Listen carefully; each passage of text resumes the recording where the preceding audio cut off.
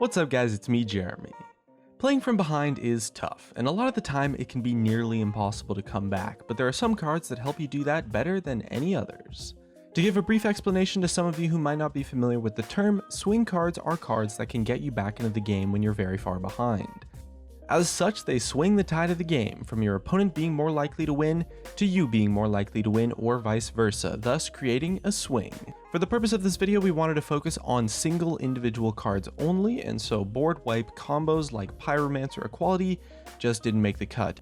And we also didn't want to count cards similar to Cthulhu and N'Zoth, since those are cards that you have to build up all game. They require a lot of setup, rather than just you top decking it and then putting yourself back in a winning position.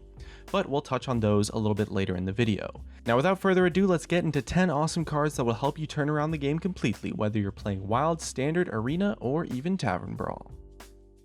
At number 10, it's Tree of Life. Tree of Life is a card that has seen very little play in Constructed or Arena, and most of its time to shine has just been players maybe getting it from Raven Idol or from other random effects.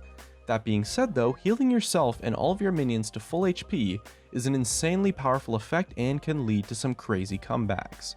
In the best case scenario, this card will save you from imminent death and let all of your creatures survive some combat as well. While this is a scenario that might not occur incredibly often, and 9 mana is a fairly steep cost, when Tree of Life is good, it's awesome. It entirely changes the course of the game, and that is why it undoubtedly deserves a spot on the list. At number 9, it's Call of the Wild. Call of the Wild is a very powerful card that has led to the resurgence of mid-range Hunter and pushed it into the top tiers of Standard. While Call of the Wild is often used as a finisher and completely wins the game for you when you're already ahead, it's also a fantastic card to come back with when you're behind. For only 8 mana, you get 3 very solid minions worth more than 3 mana themselves individually that cover a variety of options. Huffer gives you a 5 attack charge creature thanks to the Leok buff that can immediately trade with one of your opponent's threats or pressure your opponent. Misha is a 5/4 taunt creature, once again thanks to the Leok buff, that will keep you alive longer and be powerful in combat the following turn and gives you a nice taunt setup. And finally, the Leok buffs the other 2 minions you get from Call of the Wild, but also buffs anything you might have already had on the board, and threatens to create dangerous combos with other cards like Unleash the Hounds. Thanks to Blizzard making Call of the Wild a consistent card that summons one of each animal companion rather than summoning 3 random ones, Call of the Wild covers all of your bases, creates a powerful future turn, and is very cheaply costed for its effect. It refills your board and gives you immediate impact on the board as well with Huffer, the taunt for Misha, and of course the Leok buffs, and so is without a doubt a powerful card to bring back games that Hunter couldn't bring back before. At number 8, we have Flamestrike. Flamestrike has always almost single-handedly kept Mage as one of the best arena classes, and though it fades in and out of the constructed meta based on how good certain decks are, for example Freeze Mage, the power of a one-sided board wipe is something that cannot be disputed.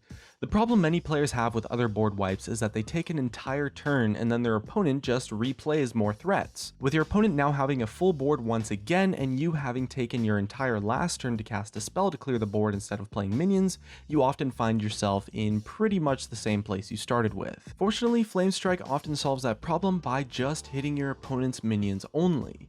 You can wipe your opponent's board with Flamestrike and then pressure his life total with your minions, and even if your opponent redeploys some minions, you can often just attack their face again and put them in lethal range, or at the very least choose how your creatures attack to control the combat and the board.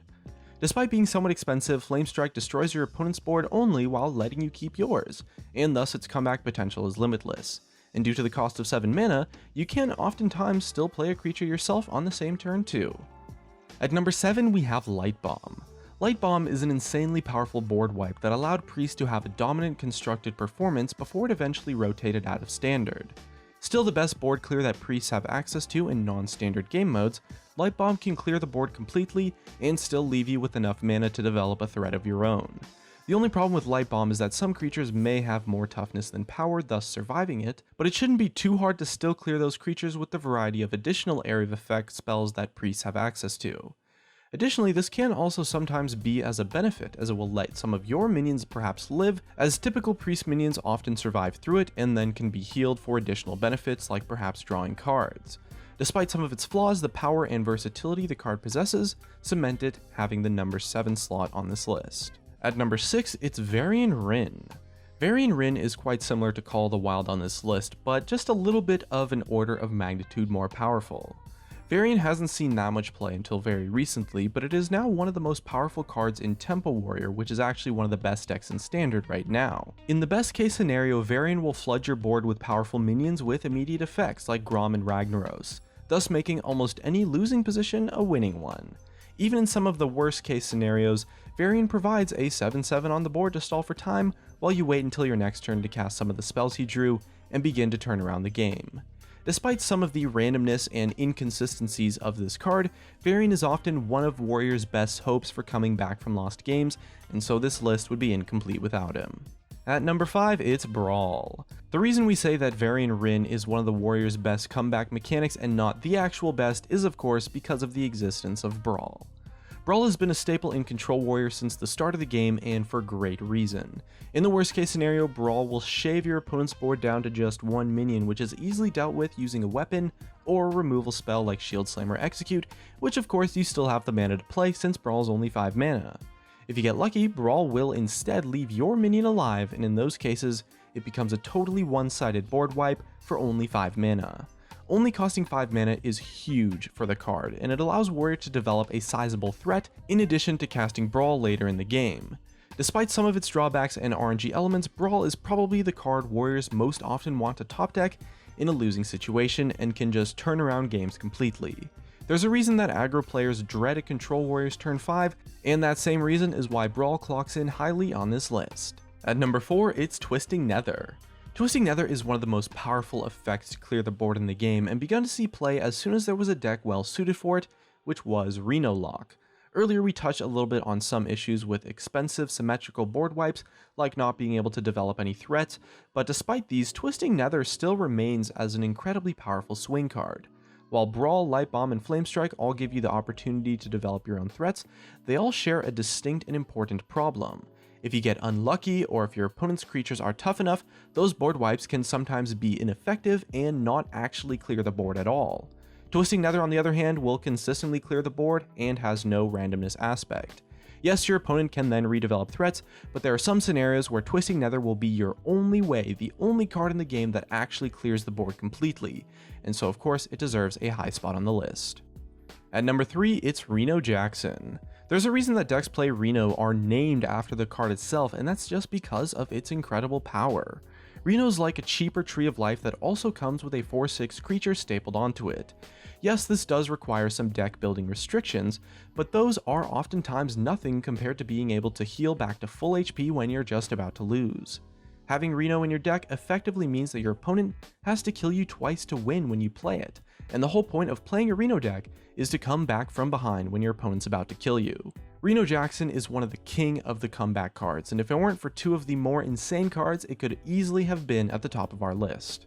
At number 2, we have Deathwing, the legendary dragon himself, with 24 points of stats, an incredibly steep cost to cast him, but yet he destroys, well, pretty much everything.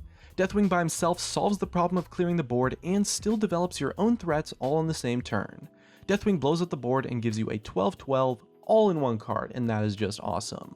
Sure, you do have to discard your hand, but chances are your hand is pretty small to begin with by the time you need to cast Deathwing. And who really cares about your hand if you're about to win anyway? So many times you'll find yourself playing Arena or Constructed, and you'll be in a situation where you find yourself saying, well, I pretty much only lose to Deathwing right here. And that's for a good reason. Deathwing, much like Reno Jackson, is designed to be a comeback-only card. It's not a card you cast when the board is even, and it's certainly not a card you cast when you're already ahead. So why is Deathwing second on the list? Well, in order to beat a legendary dragon, it would take, well, maybe a god. That's right, at number 1 we have Yoggsaron, Hope's End.